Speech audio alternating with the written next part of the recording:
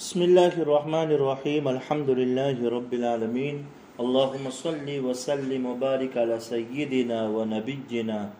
محمد وعلی آلہ واصحابہ اجمعین اما بعد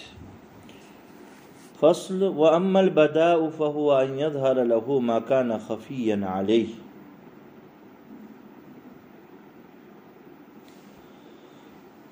باب کے شروع میں ہی امام شیرازی رحمۃ اللہ علیہ نے بتایا تھا کہ اس باب میں نسخ اور بدا کا بیان ہے۔ نسخ کے بیان سے تو امام شیرازی رحمۃ اللہ علیہ نے اس کی تعریف، اس کی حقیقت اور مشروعیت پر بات چیت کر دی۔ اب لفظ بدا کسے کہتے ہیں اس کو بیان کر رہے ہیں۔ دیکھیں اہل سنت والجماعت کے یہاں پر اللہ تبارک و تعالی، اگر اللہ تبارک و تعالی اور اللہ کے رسول صلی اللہ تعالی علیہ وسلم اپنے بعد والے خطاب کے ذریعے سے پہلے والے خطاب کے برعکس حکم دے دے یا بعد والے خطاب سے پہلے حکم کو ختم کر دے تو اسے نسخ کہتے ہیں۔ شیعوں کے یہاں پر بدا کہتے ہیں کہ نعوذ باللہ ان کا عقیدہ اور نظریہ یہ ہے کہ اللہ تعالیٰ پر پہلے کوئی چیز پوشیدہ تھی، اس لیے اللہ تعالیٰ نے وہ حکم دے دیا، لیکن بعد میں جب وہ کھل گئے حالات تو اللہ تعالیٰ اپنے حکم کو تبدیل کرے، اسے بدا کہتے ہیں، اسے کہتے ہیں بدا۔ جبکہ اہل سنت والجماعت کا کہنا یہ ہے کہ اللہ تعالیٰ کے بارے میں ایسا عقیدہ رکھنا یہ مومن کے ایمان کے لیے بہت بڑا خطرہ ہے۔ اللہ تعالیٰ کے باب میں ایسا عقیدہ رکھنا مومن کے ایمان کے لیے بہت بڑا خطرہ ہے، اس لیے کہ ہم یہ مانتے ہیں کہ اللہ تبارک و تعالیٰ کی ذات علیم ہے، حکیم ہے، اللہ تعالیٰ کا علم ازلی ہے، اللہ تعالیٰ کو ہر چیز پتہ ہے، جو ہو چکی وہ بھی، جو ہونے والی وہ بھی، جو ہو رہی وہ بھی، ہر چیز کا علم اللہ تبارک و تعالیٰ کو ہے، اللہ ہر چیز پر قادر ہے۔ لہذا ایسا کوئی عقیدہ یا نظریہ رکھنا کہ جس سے اللہ تبارک و تعالیٰ کے علم میں کسی بھی قسم کی کمی یا نقص کا اظہار ہو جائے، ایسا عقیدہ رکھنا اہل سنت والجماعت کے یہاں پر صحیح نہیں ہے۔ یہ شیعوں کا نظریہ ہے۔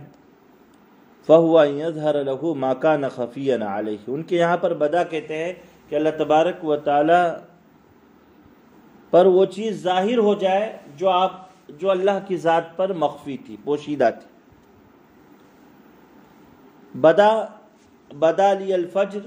یعنی صبح صادق ظاہر ہو گئی، اذا ظہر لہ، ظاہر ہونے کے معنی میں ہے۔ امام شیرازی رحمۃ اللہ علیہ کا ریمارک یہ ہے وَذَلِكَ لَا يَجُوزُ فِي الشَّرْعِ، کہ شریعت میں عقیدہ بدا کے لیے کوئی گنجائش نہیں ہے، شریعت اسلامیہ میں عقیدہ بدا کے لیے کوئی گنجائش نہیں ہے۔ وقال بعض الرافضہ، بعض روافض کا کہنا یجوز البداء علی اللہ تعالی، اللہ تعالیٰ کے ساتھ عقیدہ بدا رکھ سکتے ہیں، نعوذ باللہ من ذالک۔ وہ لوگ بدا کا نظریہ اللہ تعالیٰ کے لیے مانتے ہیں۔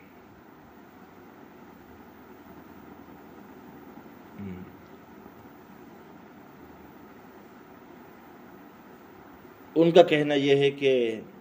چونکہ شیعہ 12 ائمہ کی امامت کا بھی نظریہ رکھتے ہیں، حضرت علی، حضرت حسن، حضرت حسین، حضرت امام زین العابدین، حضرت جعفر صادق الی آخرہ، 12 ائمہ کی امامت کا نظریہ رکھتے ہیں۔ ان کا کہنا یہ ہے، اور ان ائمہ کے بارے میں، ان اماموں کے بارے میں بھی ان کا کہنا یہ ہے کہ ان کو بھی ہر چیز پتہ ہے، اللہ تعالیٰ ان کو بتا دیتا ہے، ویسا وہ کرتے ہیں۔ تو اصل میں امام جعفر صادق رضی اللہ تعالی عنہ نے اپنے ایک بیٹے اسماعیل کو اپنا نائب بنایا، لیکن پھر وہ اس سے راضی نہیں ہوئے تو ان کے جو بیٹے ہیں موسیٰ، ان کو ان کا نائب بنا دیا، اپنا نائب بنا دیا۔ تو شیعوں نے کہا کہ اسماعیل کے معاملے میں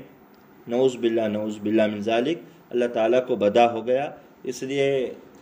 حضرت جعفر صادق رحمۃ اللہ علیہ نے ان کو پہلے اپنا نائب بنایا، لیکن بعد میں پھر ان پر جب اللہ تعالیٰ پر اسماعیل کے حالات کھلے تو پھر اسماعیل کی نیابت کو ختم کر کے موسیٰ کو نائب بنانے کا اللہ کی طرف سے امر آیا۔ یہ شیعوں کا اپنا مظنہ ہے، نظریہ ہے، جو بالکل غلط ہے، باطل ہے،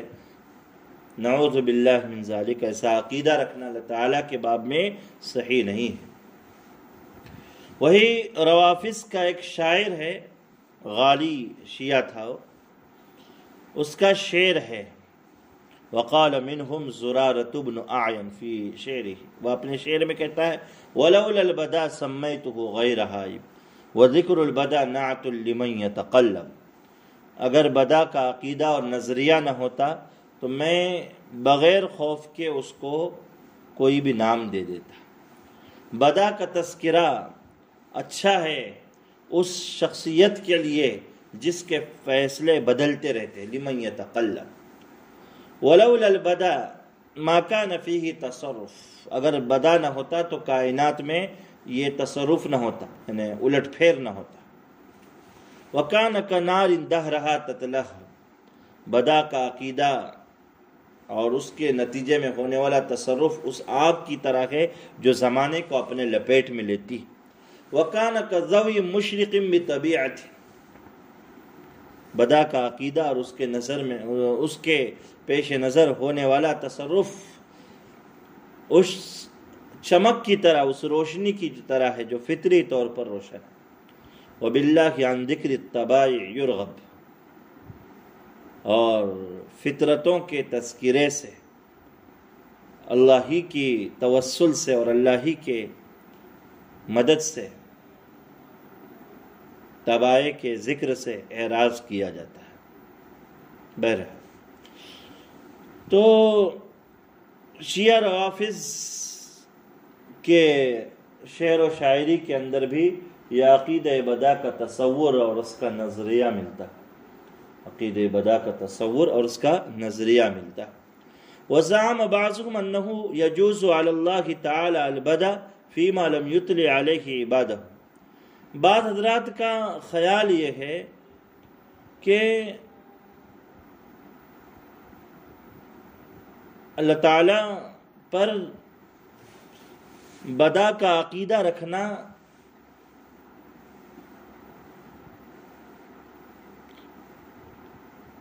اس کی گنجائش ہے ان معاملات میں جن معاملات میں اللہ تعالیٰ بندوں کو مطلع نہیں کرتے اپنے فیصلوں پر۔ امام شیرازی کہتے ہیں یہ بھی نظریہ غلط ہے، وہذا خطأ، یہ بھی غلط ہے۔ یعنی یہ بعض لوگوں کا خیال یہ ہے کہ اللہ تعالیٰ کے وہ معاملات، وہ فیصلے جو اللہ کی ذات کو ہی پتہ رہتے ہیں، اللہ تعالیٰ اپنے بندوں کو ان فیصلوں سے مطلع نہیں کرتے ہیں، ان میں بدا ہو سکتا ہے، یعنی ان میں ایسا ہو سکتا ہے کہ اللہ تعالیٰ نے ایک فیصلہ کیا بعد میں بدل دیا۔ امام شیرازی کہتے ہیں اس کو بھی ہم بدا نہیں کہیں گے، بدا اہل سنت والجماعت اس کو درست ہی نہیں مانتے، اس لفظ کے جو ہے قائل نہیں، تو غلط ہے یہ۔ کیوں؟ اس لیے کہ سب سے پہلے تو ہم شیعوں سے یہ پوچھتے ہیں کہ وہ بدا کہتے ہیں کسے؟ اگر بدا کا مطلب ان کے یہاں پر یہ ہے کہ اللہ تعالیٰ سے کوئی چیز مخفی تھی بعد میں کھل گئی تو اللہ کے حکم میں تبدیلی آ گئی، اللہ کے فیصلے میں جو ہے بدلاؤ آ گیا، اگر یہ بدا سے مراد ہے تو امام شیرازی رحمۃ اللہ علیہ فرماتے ہیں فہذا کفر،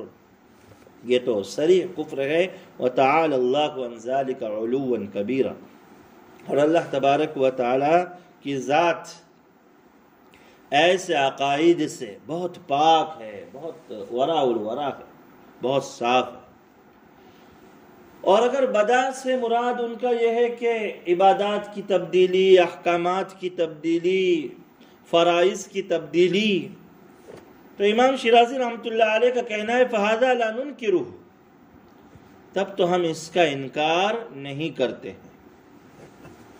اگر بدا سے ان کا مقصد عبادات اور فرائض کی تبدیلی ہے،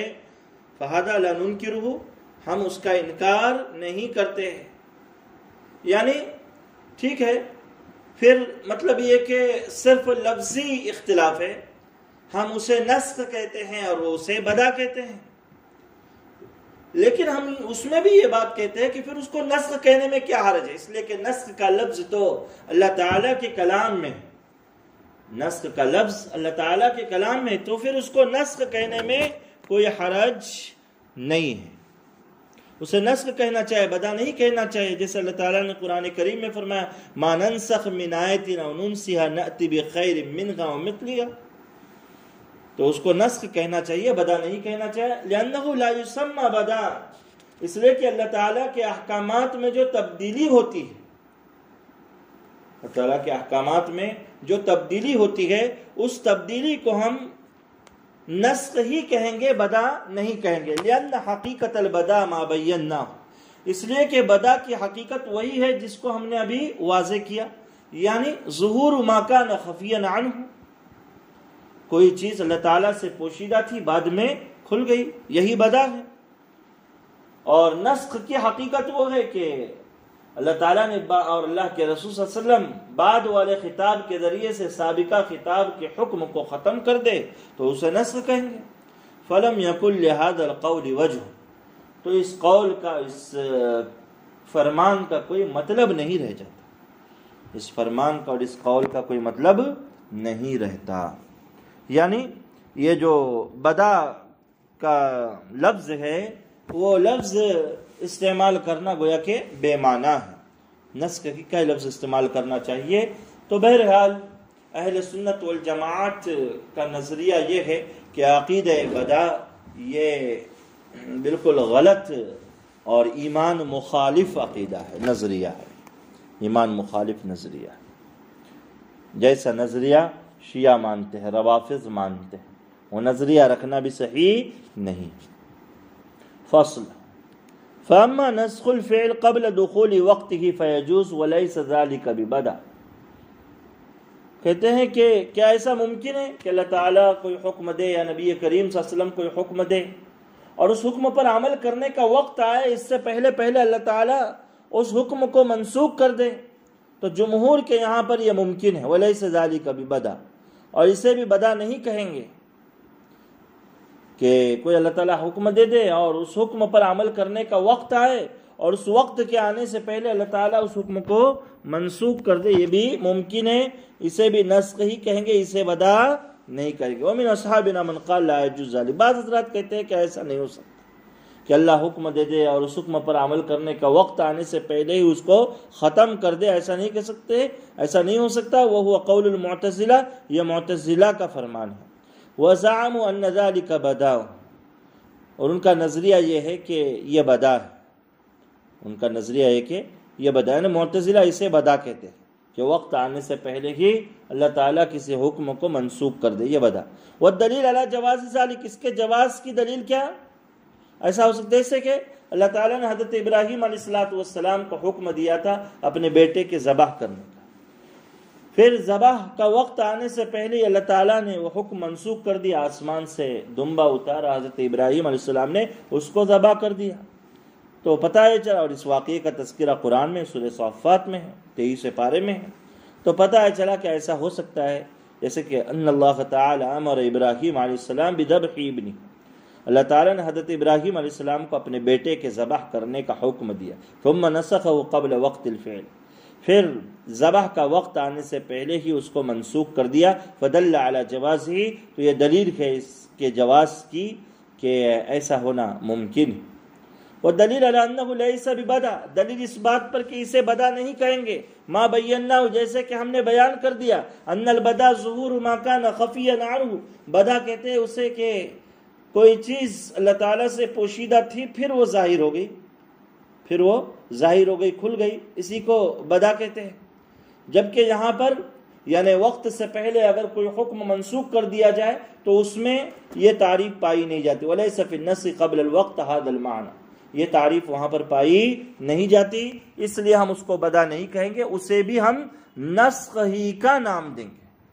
اسے بھی ہم نسخ ہی کا نام دیں گے۔ بہرحال یہ بھی امکان میں سے ہے،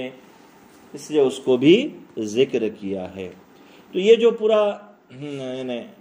تذکرہ شروع ہوا ہے نسخ کا، اس کا یہ پہلا باب ہے، آگے چل کر مستقل کئی ابواب آئیں گے جس میں ناسخ و منسوخ وغیرہ سے متعلق ساری تفصیلات اور وضاحت